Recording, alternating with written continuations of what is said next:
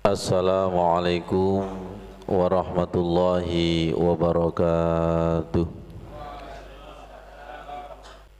Jadi jamaah haji ke sana itu napak tilas Nabi Ibrahim. Ada di atas masjid napak tilas Nabi Ibrahim. Apa napak tilas Nabi Ibrahim?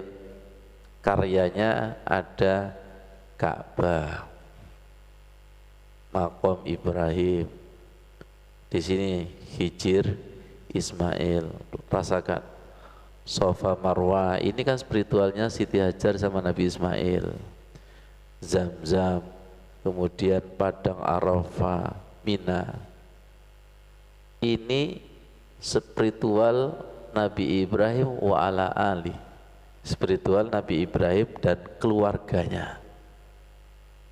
Ini yang mau dinapaktilasi, yang mau dicontoh. Apanya yang dicontoh? Nilai spiritualnya. Misalnya Ka'bah menjadi takmir itu berat apa berat?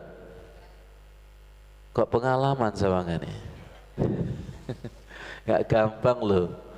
Bangun masjid, bangun pesantren, bangun pondok, itu berat. Tapi kalau lihat di sini masih belum ada apa-apanya dibandingkan Nabi Ibrahim. Hijir Ismail itu batunya Nabi Ismail. Sofa dan Marwah ini lari-lari kecilnya Siti Hajar dalam rangka mencari air, nggak ketemu, ternyata ketemunya di kakinya Nabi Ismail, munculnya Zam-Zam. Kemudian Padang Arafah, ya, Padang Arafah di sini ada spiritualnya Nabi Adam, Rabbana zalamna anfusana. Jadi harapannya pulang dari tanah suci kembali ke tanah air itu bisa mengkontekstualkan tahiyat akhir. Allahumma salli ala Sayyidina Muhammad wa ala ali Sayyidina Muhammad kama sallaita ala Sayyidina Ibrahim wa ala ali Sayyidina Ibrahim. Semoga semua jamaah haji pulang nyiprat kepada kita, harapannya kita ini bisa mengikuti agamanya Nabi Ibrahim yang wama kana minal musyrikin, yang sudah tidak ada kesyirikan sama sekali. Siapa yang benci kepada agamanya Nabi Ibrahim termasuk orang yang paling bodoh, yang selama ini barangkali hanya sebuah cerita, hanya sebuah wawasan. Panjenengan kalau hanya diceritakan kemudian datang ke sini, itu pengalamannya beda enggak? Ya, pengalamannya beda. Jadi Nabi Ibrahim itu mampu mengorbankan anaknya Nabi Ismail disembelih karena Allah. Kalau betul-betul karena Allah, pasti diganti. Terkadang kita itu diuji oleh Allah, punya harta. Kalau betul-betul karena Allah, biasanya Allah berkata seperti ini, seakan-akan aku enggak butuh, aku mek kepengin roh atimu loh, tak balik no. Betul, dengan nominal yang sama biasanya, bahkan dilebihkan Allah. Dipahamkan simbol dibalik Maqam Ibrahim. Siap Mas Udin? Saya mau bahas tentang rahasia Maqam Ibrahim. Kenapa ada ayat wattakhidhu mim maqami Ibrahim musalla? Jadikanlah Maqam Ibrahim itu sebagai tempat sholatmu. Kenapa? Kok Allah menyuruh? Sambil ayatnya Mas Udin ya. Nah, wattakhidhu mim maqami Ibrahim musalla. Jadikanlah Maqam Ibrahim itu sebagai tempat sholatmu supaya sempurna. Wa ij'alnal baita masabatan linnasi wa amna, dan ingatlah ketika kami jadikan Baitullah sebagai tempat kumpulnya manusia dan rasa aman. Ayat ini nyata, ternyata orang sedunia disatukan dengan Ka'bah. Nyata? Siapa sekali saja datang ke sana ingin kembali? Nah, real ayat ini? Ya. Dan jadikanlah makom Ibrahim sebagai tempat sholatmu, wa ahidna ila Ibrahima, dan kami perintahkan kepada Ibrahim wa Ismail dan Ismail antohiro, untuk membersihkan baiti, rumahku. Bagaimana caranya? Lit-ta'ifina, dengan tawaf, wal akifina iktikaf, war rukai dengan ruku, as-sujudu dengan sujud. Pertama, pemahaman ini Nabi Ibrahim dan Nabi Ismail disuruh membersihkan Ka'bah karena dulu itu ada patung-patung. Kalau sekarang patungnya itu sudah tidak ada, tapi patungnya tinggi, lebih susah membersihkan daripada patung fisik.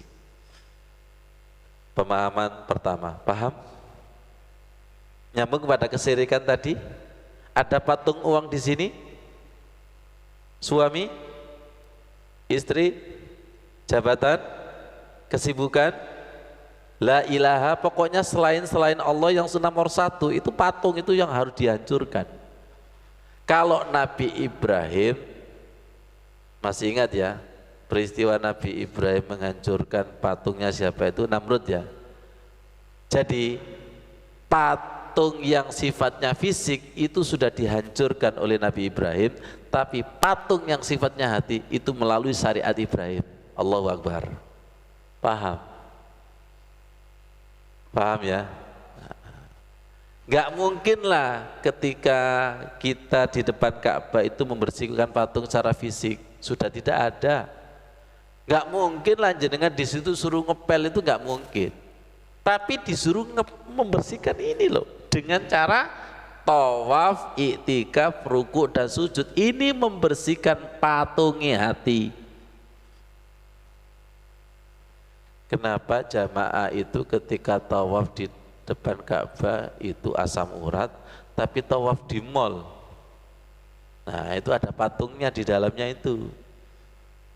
Di ru'ya ternyata ono gelangi nang kene, atau mungkin sabuk onto. Ya, bisa dipahami.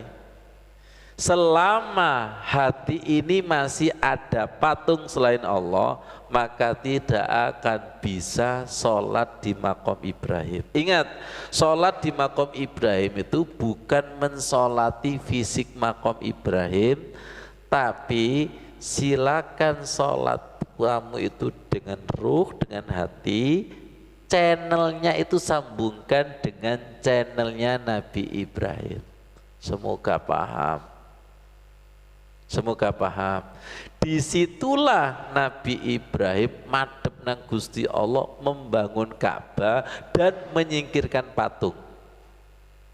Yang kita contoh itu bukan makom Ibrahim digawa nang gone tanah air. Paham maksudnya? Disuruh sholat di dekat makom Ibrahim bukan mensolati fisiknya, tapi menyatukan ruh dengan ruh, jiwa dengan jiwa, hati dengan hati. Betul Pak Muhammad?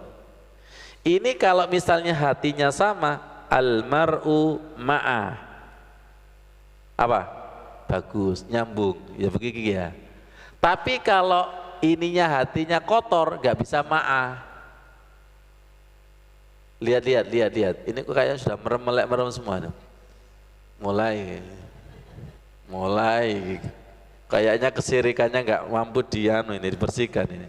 Tak ru'ya semua nanti. Ayo Pak Matali, gimana Ustaz Agus? Oh, butuh diru'ya kesirikannya ini. Kayaknya setannya mulai menggeliat-geliat ini. Sampai mana tadi?